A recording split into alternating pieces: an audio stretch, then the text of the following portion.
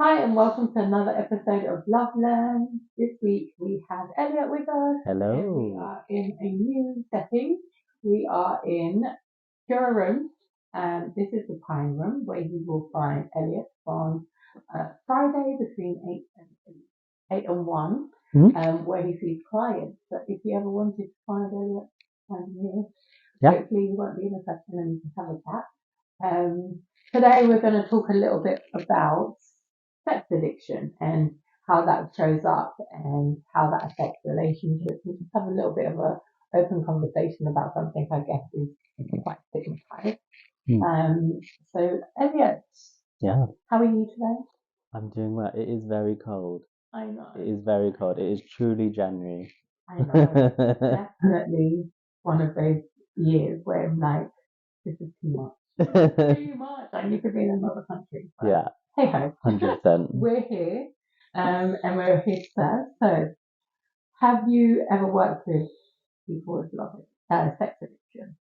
I have. Yeah, I would say my practice works with individuals who struggle with porn and sex addiction. So, Okay, okay. yeah. So, if you were to define sex addiction, what would you define it Hmm. Well, I would probably define it as something completely different, but I'll go officially first and then make my own definition. So the ICD-11, and I'm going to reread this because I can't remember it off the top of my head. It says that compulsive sexual disorder, right, porn and sex addiction, kind of used interchangeably, is like the persistent failure to control an intense desire, repetitive sexual urges for at least 6 months, right? And so if you are struggling with some of these things for over 6 months, you probably are in that category of maybe having a dependence on sex or porn. Yeah. And what would you say the definition is? My definition would be similar to that, except it's the continued use, the continued revisiting to porn or sex for the use of not only pleasure but also to cope with difficulties in life. So I see porn and sex addiction as something that is a crutch. It is a way for us to medicate instead of actually manage and deal with things. And those things come out of different circumstances and ways that we encounter life. But for me, when I work with people, the kind of working definition that I have is that the porn and sex exists. We know it exists, but it's more about your relationship and how you interact with it. Mm-hmm. And that relationship may be that it's there for your support, Okay. and so you're going to it as a way to cope, to medicate. Yeah. Okay. Okay. When you say, because in the world we know that porn is quite openly a thing, Mhm. people use it in their Mhm. relationships to kind of Mhm. um, Yeah. give it a little bit more spice. Spicy. Yeah. Spicy. Yeah. Mhm. um, so how do you find signs to know when it's a bit too much? Because some Mm. people think it should be part of your Mm. sex drive, sex Yeah. life, and some people also think it's too much. Right. So where is the Mm. crossover? I think that there's socially it's more acceptable. I think you just have to like watch YouTube video or an ad, and everything's slightly sexualized. People are wearing as many clothes as they might should be. Mm, Um, so we're kind of surrounded by sex, which is a systemic issue. yeah, I don't yeah, think we'll solve it just us two on this couch here. yeah. Sadly, not. No. um, however, the kind of the line that you're talking about is when your everyday life becomes more difficult to live, whether that's working, doing your job, performing at your job, maybe with family members, attending to the roles that you have, um, yeah, and you're finding that your time is dedicated towards the sex, the porn. You're finding that maybe you're spending more money towards this. You're Okay. keeping it hidden. You're keeping it secret because it is secretive and it's something that's for you. And this kind of cycle of I'm doing these things and nobody knows, and then I go back to my life and I need to figure out how I need to make up all this time and money and stuff. And so the line may be that you're finding it un you're finding it difficult to control all the spinning plates. Yeah. And when there's a lot of spinning plates, something's got to give, and that may be your relationship, your responsibilities, your family, your children, whatever, that kind of thing. Okay. Yeah. And so, what kind of signs should I be looking out for if I suspect I had sex addiction or Yeah. porn addiction? What kinds of things should I be aware, like should be like a little bit of a red flag or Mm. a amber flag? Mm. I would probably say that when you notice that if you use porn or you have sex regularly, whether it's with your partner or with somebody else, or just kind of with somebody that you might meet on a night out, the kind of sign would be that you're doing it more, and the frequency is more intense. You're doing it more. You're not feeling as satiated with what you've been doing, so you want to do something more, maybe more riskier, something a little bit more exciting, something that maybe you don't feel you can really do, so you're maybe going to take it a step further. And so a sign might be like, if you're watching porn maybe once every day, whatever, yeah, people might do that. But if you're noticing you're doing it maybe 7 times a day, or not just once in 1 hour, it's like 3 to 4 times in an hour, or you're visiting a prostitute, or you're that kind of thing. You're noticing the increase of time, energy focus on this particular thing. That may mean that something's going on for you, and it may mean that this is a safe comfort space for you to go to, and that's okay. We all have our comfort spaces, but the line would be then, are you noticing that you don't have control over it? And does it feel like it is controlling you? And when it feels like it's controlling you, that's when there may be some work to do there. Okay. Hi guys, I just wanted to take a quick pause in the conversation with Elliot just to talk about how the porn industry works and how that impacts the number of people who are more prone to gaining a sex or porn addiction. As you know, we've spoken a bit about it with Elliot, but I think just to highlight that if you are feeling alone, you aren't alone, because there is an industry out there that is promoting this kind of addiction, which is the pornographic industry. Just to let you know, out of from the statistics from the UK rehab, we have 1% of women and 4% of men who would say that pornography is affecting or impacting their lives. So you're not alone when we say this addiction is quite out there, and it's quite promoted by the porn industry, because if you go look at the stats, there's also evidence that show that 10% of all websites have some sort of pornographic content on it, which promotes people to be curious, promotes people to want to see what it is all about and want to learn more about things.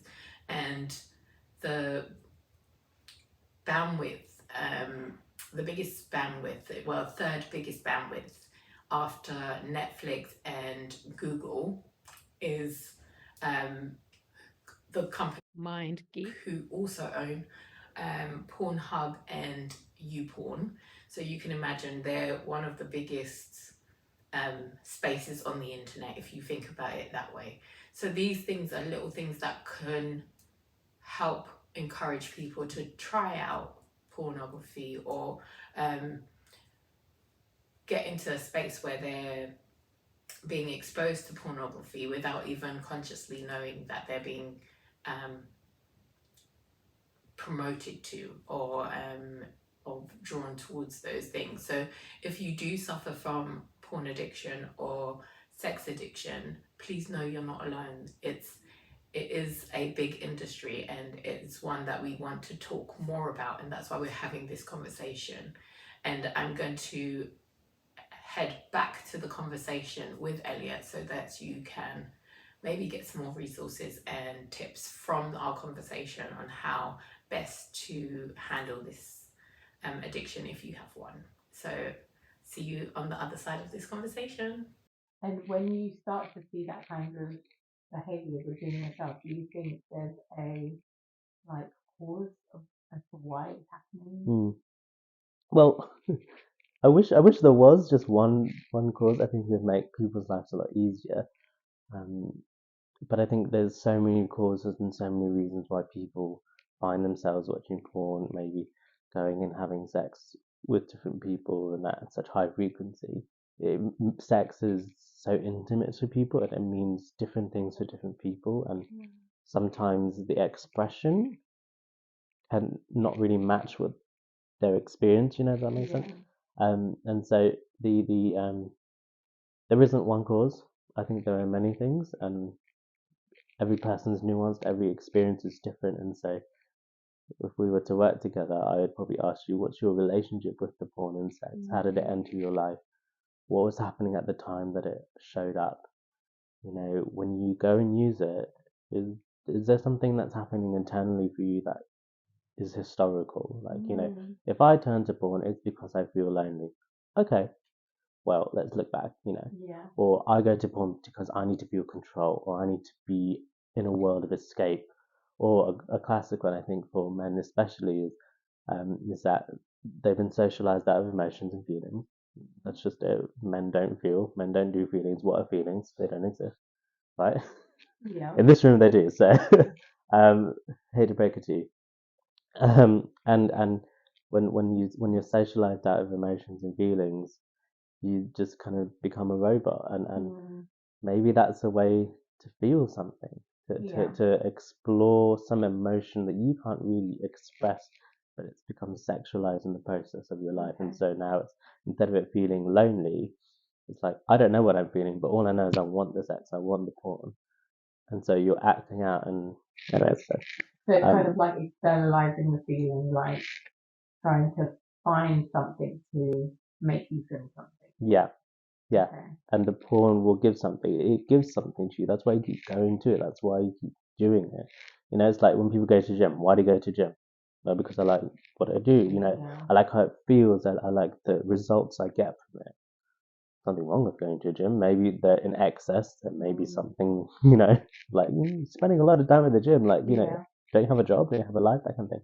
So, like, if we don't have a cause for it, really,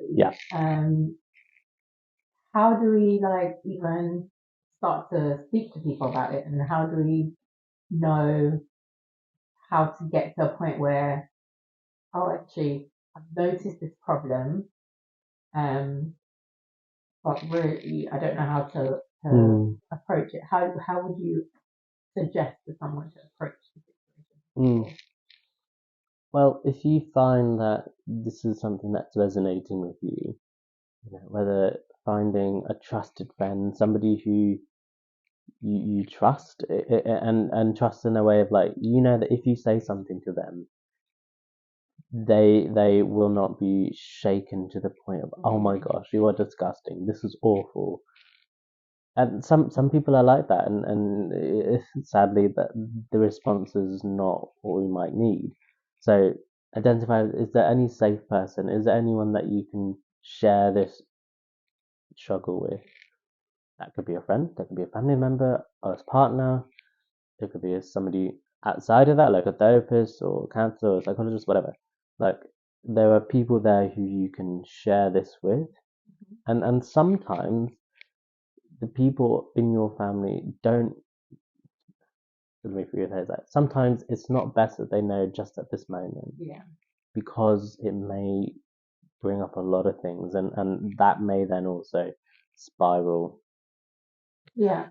And what kinds of things do you think could create that spiral? Like, what kind of ideas and stigmas do you think around porn and sex addiction could spiral? Yeah. Let me rephrase that. I would encourage you to tell a partner or a family member. However, if you feel like there's a potential that it's going to blow something up quickly, maybe do that with the help of somebody else, like a therapist or someone, because they can help you to manage yourself, so that when you have that conversation, it doesn't create this massive upheaval, which then sends you back into the cycle. That's what I mean. I'm not saying to Yeah. hide things from people, but I'm saying there's a time and a place to share it. Yeah. So back to the stigma thing. The ways in which, so some of the things like social stigma that might come from porn and sex is that it's shameful. You know, it's an intimate thing. We don't talk about sex. We don't do it. Like Yeah. it's a no go, right? And so you may feel that you're a pervert. You may feel that you're going to be called a freak. That it's something that people are going to be like, oh, I need to keep my children away from you, or whatever it is, or like stop looking at me. And so you may feel a sense of judgment, not just from other people, but from yourself. Yeah. This is awful. This is an awful thing. This is disgusting. How am I doing this? Right? And some of the other stigmas that come from an addiction like this might feeling that you're not good enough. That maybe if you're in a partnership or relationship, that you're not good enough in the relationship. There may be some things that are happening in there that are adding more weight to your plate, and which may mean that porn is a safe place to go to. I don't know what it is, but porn and sex, once again, the definition I had is that it's a way for us to deal with things and manage things. And some of those social stigmas are that you're disgusting, you're a pervert. There's so many things. Yeah. around it. So if that is the stigma around around sex addiction, I want you to also know that there's also like 1 in 20 people suffer from sex addiction or some sort of sex addiction. So that means you're not alone. So even having conversations could open up conversations with other friends that may be suffering from it as well, or who've experienced it as well. So don't feel alone in it. I think having conversations with people about it, and if you are a friend who has been told by another friend that they're suffering or they're going through this these feelings and stuff, how can they support a friend who's going through it? I think it's a bit like if anyone was to say and share anything with you that may be difficult, is just listen. Listen, offer them empathy, compassion if you feel that you can do that. Offer them non-judgment. Like bringing something like this to someone is deeply intimate, and the response of the person hearing the information can drastically shift how the addictee may respond. If they hear a judgmental voice, they may not get help because they'll think, well, if I share it again, somebody's going to judge me even more, and I can't do that.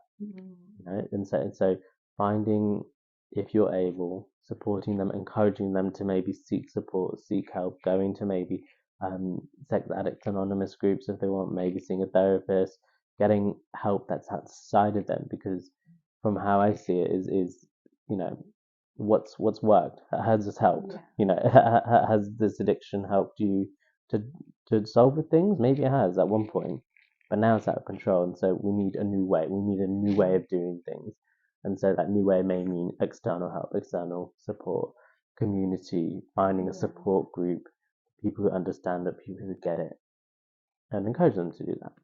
But also listen and support them and be accountable too.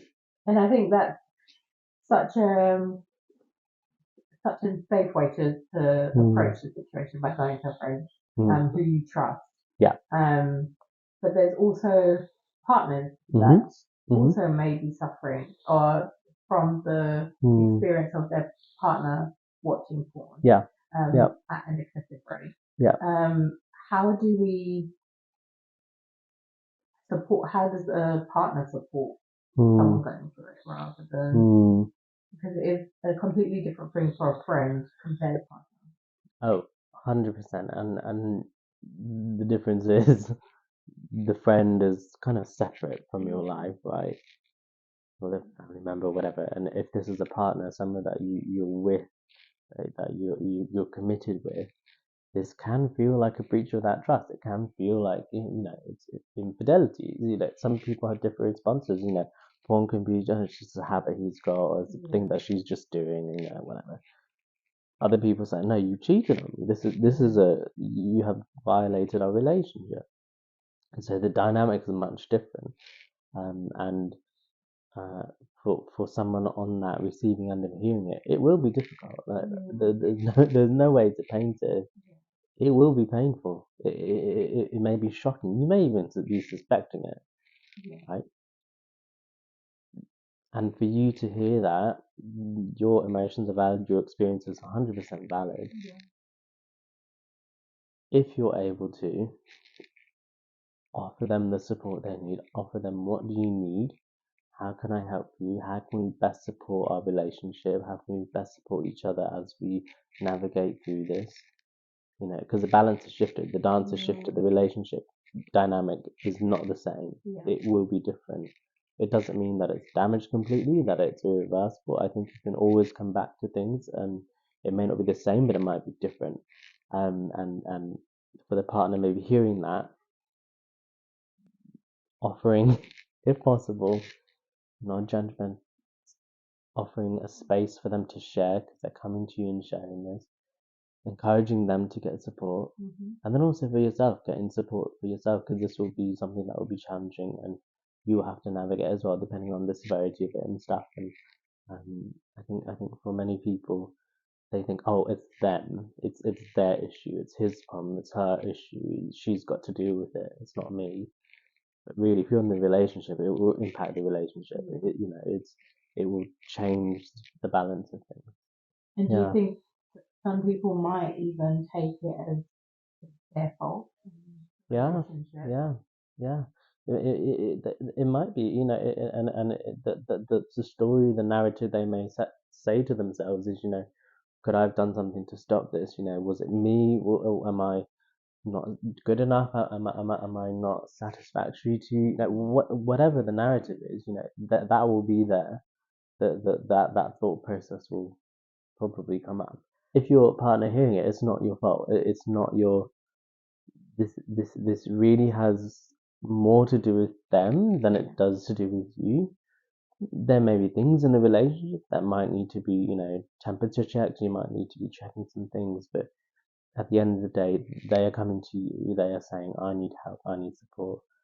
And hopefully you can offer that. At the end of the day, it's not your fault. And for the person who's struggling, they've probably been in this process a lot longer than you can maybe think of. And so for them to bring it to you, it's a big step. It's such a bold step to do. And they need all the support they can get. They need all the encouragement they can get, because they need to fight this and they need to get through it. And they will. And with relationships, obviously there's ways for and resources out there for people. What kind of resources would you suggest for people who are experiencing sex addiction or someone who knows someone who is experiencing? What kind of resources are there? There are quite a few.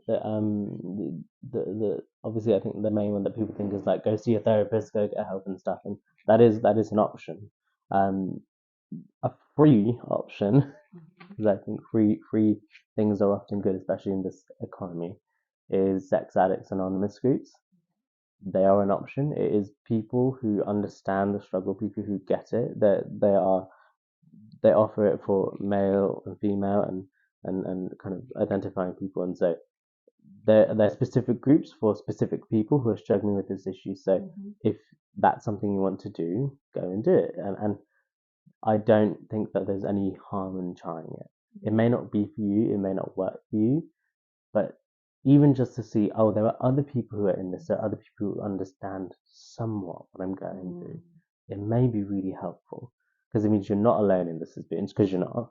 And it also means that you're able to see other people maybe further along in their journey and go, oh, I could be that person. I want to be that person. So that's one. Breathing. The other one is therapy.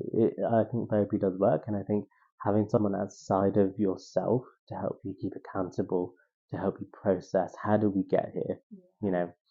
this is the issue, right? Let's kind of work our way back. What was the start? What happened at the beginning? Let's work our way through. Let's begin to put steps in place to find sobriety. And sobriety won't happen overnight. I think that's the thing that I remind clients all the time. This is a long process, it's a long walk. It will be difficult. You will fail. Yeah. Expect to fail.